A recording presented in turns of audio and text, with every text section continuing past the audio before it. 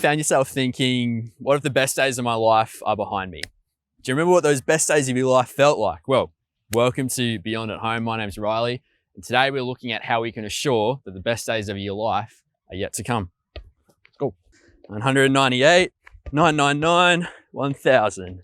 When I think of the best days of my life, I think back to when I was little, eating sugary cereal at home, Fruit Loops, in fact, my go-to, and then I got these for Christmas. Driven to my football game on the weekend, I'd have clothes already laid out for me. I'd just jump into them. I'd play my game. Free oranges would be given to me at halftime.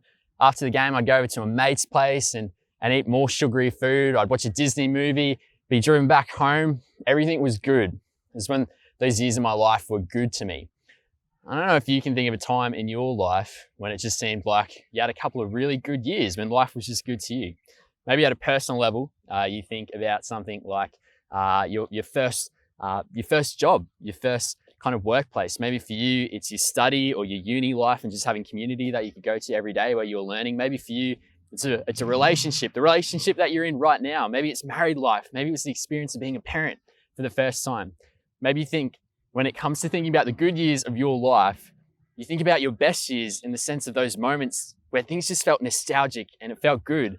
Maybe you have days where you wish you could just go back to them. And we get caught in this question of, what if my best days are behind me? And to be totally honest with you, even in the last year, I've kind of taken this question and not just looked at it in my own personal life, but even looked at it for us at Beyond. What if Beyond's best years are behind us? And I know I experienced my first global pandemic last year. I don't know if it's the same for you, but I know for me, when I think back to just last year, things seemed really different for us as a community at Beyond. No longer could we meet of a Sunday and see community of a Sunday anymore. It was this whole idea of new normal, right? I know in my very early days of Beyond, the experience of coming to church of a Sunday never felt like coming to a place that was just a building, because it just felt like such a privilege to come to a place where I could be part of community and just belong. It was an odd experience for me jumping even into this next year and asking myself this question of what if our best years at Beyond are behind us?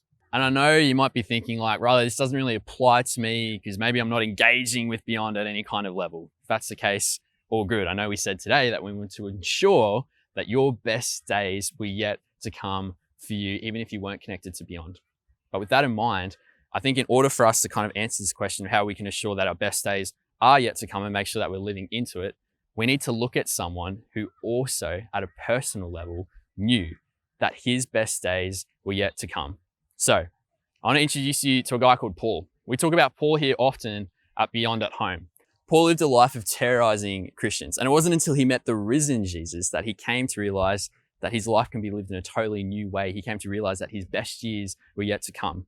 So I want to look at a letter that Paul actually wrote to the early church as a reminder to them, not just an assurance, but a truth to them that their best years were yet to come. And this is what Paul writes in his letter to Rome. And this is what Paul has to write to the early church in Rome. He says this resurrection life you receive from God is not a timid or grave tending life. It's not a grave tending life. It's not the kind of life that's just eaten up with fear or that walks around literally tending that grave that's in your past, that grave that represents your best days or that best version of you that you're still holding on to and want to relive some days. Paul says there's more. So he goes on to say, it's this resurrection life you receive from God is not a timid grave tending life. It's adventurously expectant. Adventurously expectant. He continues to write, it's greeting God with a childlike, what's next, Papa, or what's next, Dad. And even if we take that key phrase of like adventurously expectant, I love to think about this perspective that we have with God, of the creator of the universe, where we can share in a life and journey in a life where we're like hands up, first seat on the roller coaster at the very front, and we're just enjoying the ride.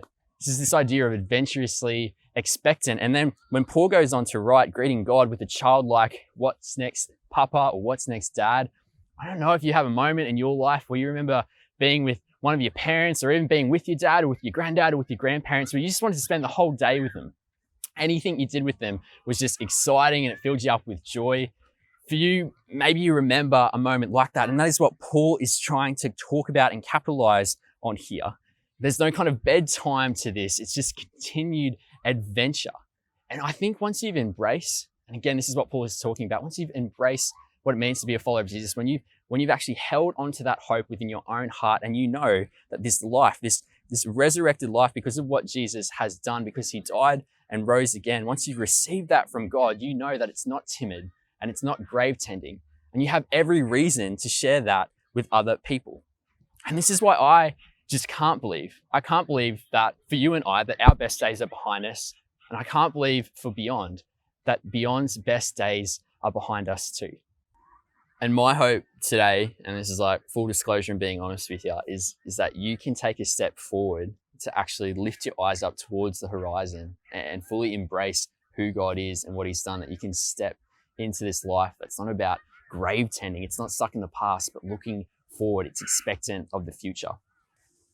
But also what I hope for you is that you can seriously consider taking up the opportunity or the challenge. If you've been engaging with us for quite some time, whether that's at a physical service at Beyond of a Sunday, or even right here at Beyond at Home, whether it's just through everything that's going on across social media, my hope is that for you, that you consider taking the next step to actually being a part of the Beyond community, that you can jump in and be a part of Beyond, not just as a building, not just as a platform online, but as a people, and serve, to make that next step of serving.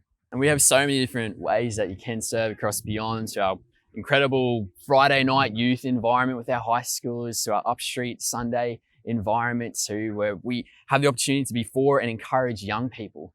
Awesome opportunities to serve even across our Connect groups in the week, where we have incredible Connect group leaders that run small groups in homes and places across the place where people can learn more about Jesus and grow in community in the same time.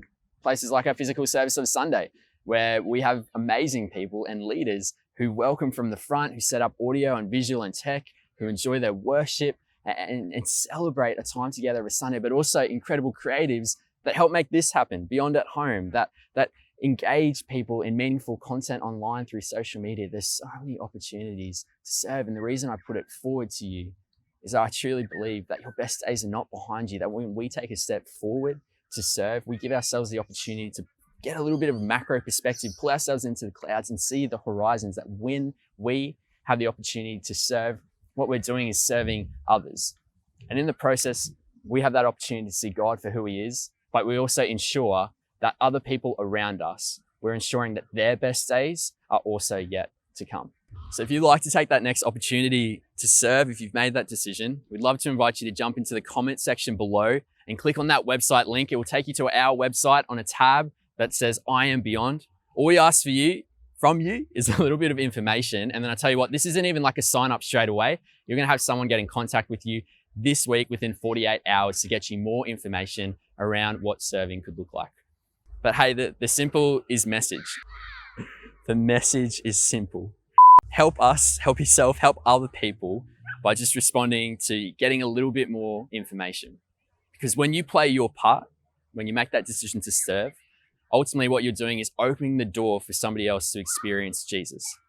We truly believe that Beyond's best days are ahead of us. We know that. I truly believe that your best days are ahead of you too. But if you'd like to partner in assuring that those around you have their best days ahead of them as well, we'd love to invite you to play your part this week. For the best day ever. I got these for Christmas.